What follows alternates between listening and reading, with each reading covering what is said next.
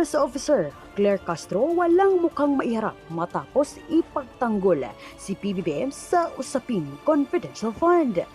Tumataginting na 4.5 bilyon na confidential fund ni PBBM hinahanapan ng resibo ng nakararami.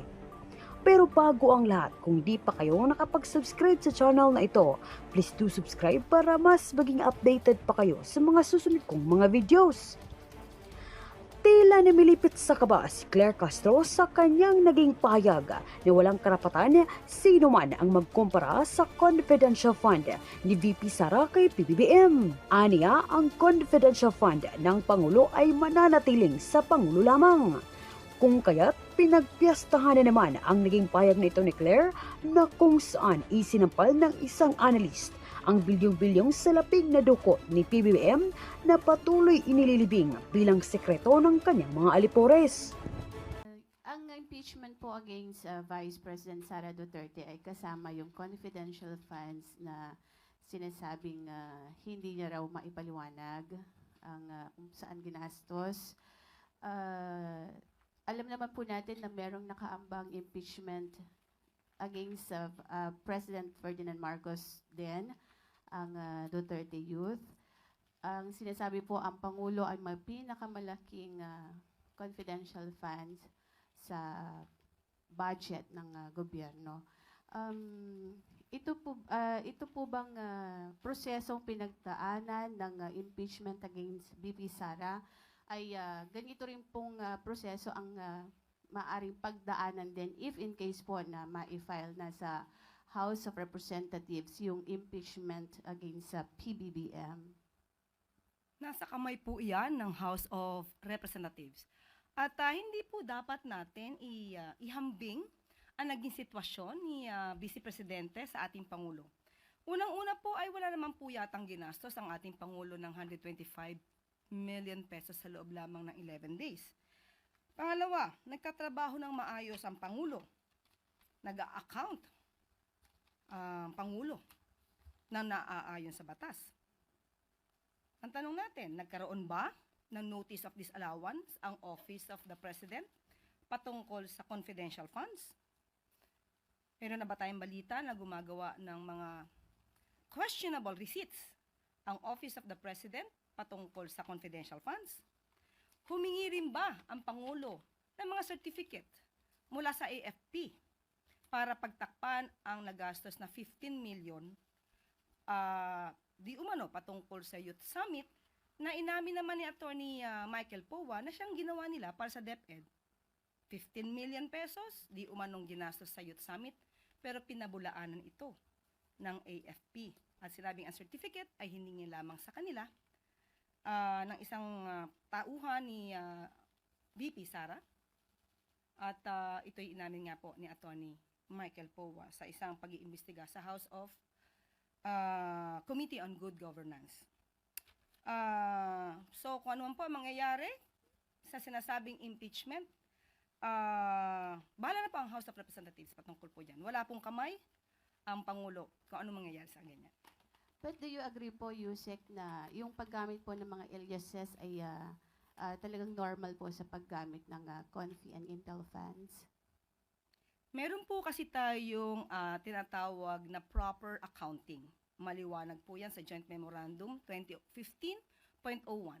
Kahit sabihin po nila na ito'y aliases, dapat po ang mga tunay na mga dokumento ay alam po ng SDO, alam po ng gumamit, hindi po basta-basta pwedeng gumamit lang ng aliases. So dapat po ito ay naka-account properly at yung mga original na mga dokumento ay dapat po nasa vault ng nasabing ahensya. At kapag ka po natap lang ng COA at nagkaroon ng pagtatanong, pwede po nilang ilabas ang lahat ng mga dokumentong ito. Hindi pwedeng magmaang-maangan ng SDO na wala siyang alam. At sa katunayan po ay yung buong halos tao sa DepEd ay walang alam sa paggastos ng confidential funds ng DepEd. Maliban lamang po siguro kay sa Vice Presidente at kay Colonel Lachica. Speaking of impeachment, last question ko na lang, Apo. Sabi po ni VP Sara ay kahit nandyan ang impeachment o wala, ang investors' confidence daw po sa ating bayan ay bagsak at yung foreign direct investment sa ating bansa. Kaya wag daw siyang gawing rason kung bakit pangit po yung takbo ng ating ekonomiya. Yan po ang kanyang paniniwala. Kung yan po ang gusto niyang gawing naratibo, wala tayong magagawa. Pero magbase lamang po tayo sa mga dokumento at yung mga natatamasa po natin. Puro naman po siguro negatibo ang sasabihin ng Pangulo, ng Vice Presidente sa pamahalang ito. At nakita naman at pinatunayan niya na wala siyang balak tumulong sa Pangulo sa anumang issue patungkol sa bansa. Nakakalungkot po yun. Thank you po. Maraming salamat, Eden. Next question, Alvin Baltazar, Radyo Pilipinas. Yusek, good afternoon po. Yusek, hingi lang sana ng dagdag na detalye doon sa pagpupulong ni Pangulong Marcos at saka ni GPNP. As far as the President is concerned, satisfied po ba siya doon sa police visibility na ipinatutupad ng PNP? Sa ngayon po, napakabago pa po ng ating PNP chief at nakikita po naman natin ang kanyang mabilis na aksyon. Sa katunayan ay nagtanggal nga daw po siya ng 8 police chiefs dahil sa napakabagal at failure to implement ang 5-minute response policy. So ito'y magbibigay at gigising sa mga kapulisan natin na hindi dapat tutulog-tulog kapag pagpoproteksyon ang dapat ibigay sa taong bayan. Marami po na pag-usapan ang PNP chief at ang Pangulo. Ito po ay mga proyekto. Kaakibat nga po dito ay ang 5-minute response time strategy na dapat ipatupad. Nandiyan na rin po ang OPLAN na Balik Eskwela 2025-2026. Nandiyan din po ang Anti-Illegal Drug Campaign Strategy, pati po ang Training and Educational Program for for Department of Justice, DOJ prosecutors, and law enforcement agents. Nais din po ng Pangulo na makipag-collaborate ang PNP sa Commission on Human Rights para din po maproteksyonan ang human rights, no? Ang karapatan ng mamamayang Pilipino. Thank you. Next question, Leth Narciso, DZRH. Good afternoon, Yusek. Ma'am, ngayong araw po ay tumaas na naman ang presyo ng langis. Paano pinaghahandaan ng pamahalaan ang posibleng pagsirit sa presyo ng mga bilihin, epekto nitong oil price hike na pinangangambahang magtagal pa po dahil nga dun sa tensyon sa Middle East? Opo, nakausap po natin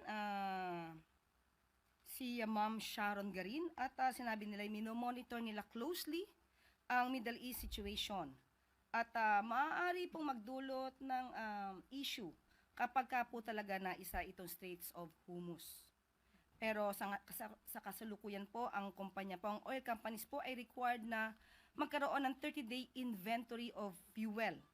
At kapag ka po tumaas ang presyo ng crude oil ng mahigit sa $80 per barrel, ang ayuda for fuel for public transport and fisher folk ay matitrigger po at kakailangan na rin po na maabisuhan ang DA and DOTR patungkol po sa ayudang ito.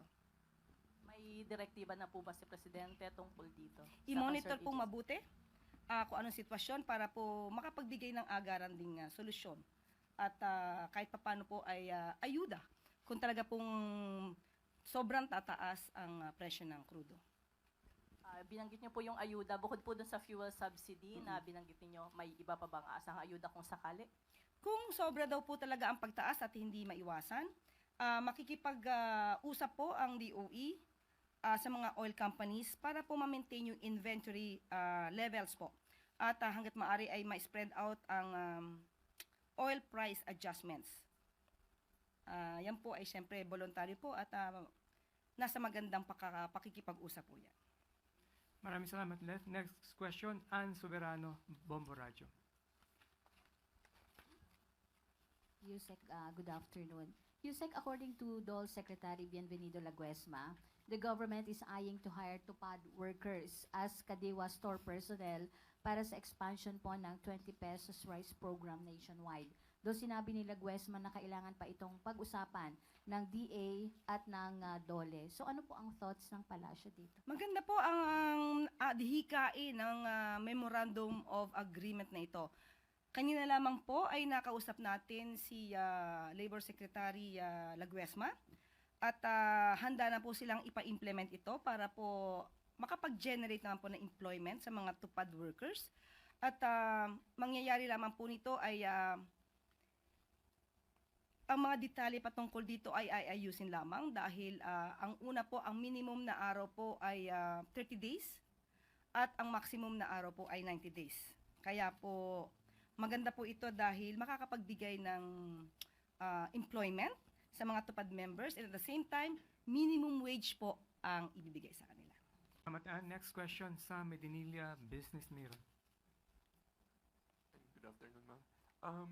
I-confirm lang po namin kung meron na po bang report sa Palace kung ilan yung may mga USECs na po bang nag-resign at saka kung meron po bang other changes sa cabinet. Sa USEC, wala pa po kaming, meron, may nag-resign. Si Ma'am Ana Puod. Pero yung iba po na nawala na sa posisyon, 27 po yung expired term at ang iba naman po na-accept naman po yung courtesy resignation. Sa cabinet level po, ma'am. Wala pa po tayong update sa ngayon. Thank you po. Maraming salamat, Sam. Next question, Clay Pardilla, PTP4. Good morning po, Yusek. Yusek, sa vlog po ni PBBM, nabanggit niyo yung false reporting.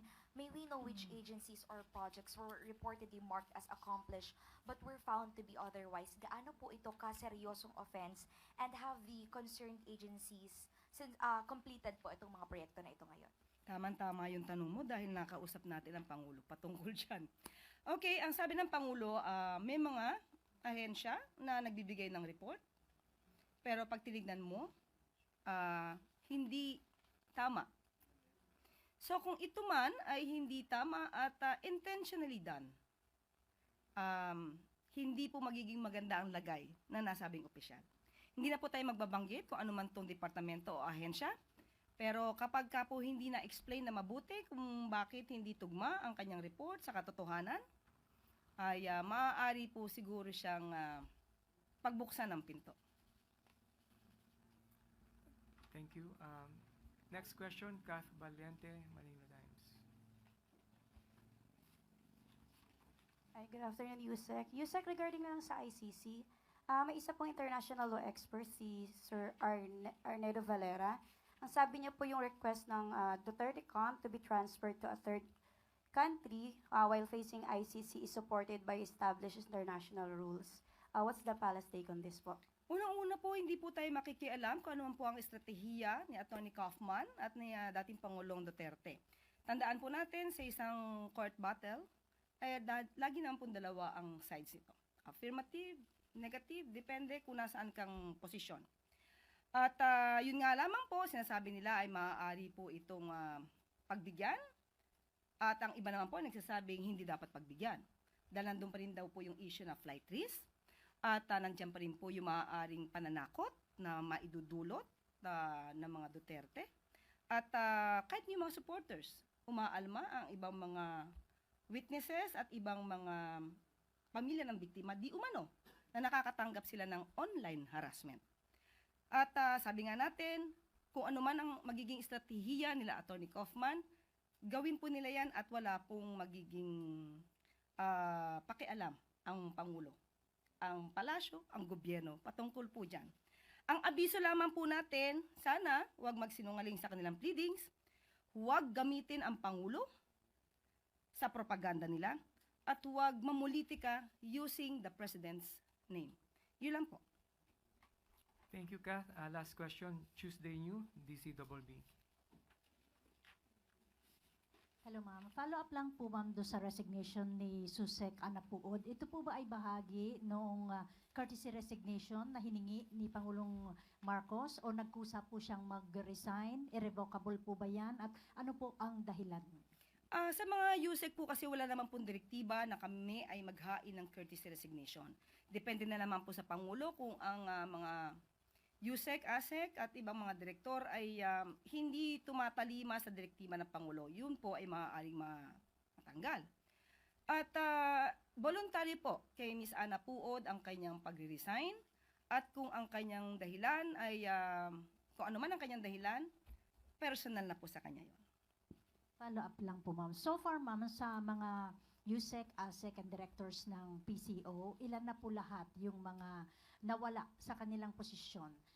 Either tinanggap yung kanilang courtesy resignation o hindi na renew yung kanilang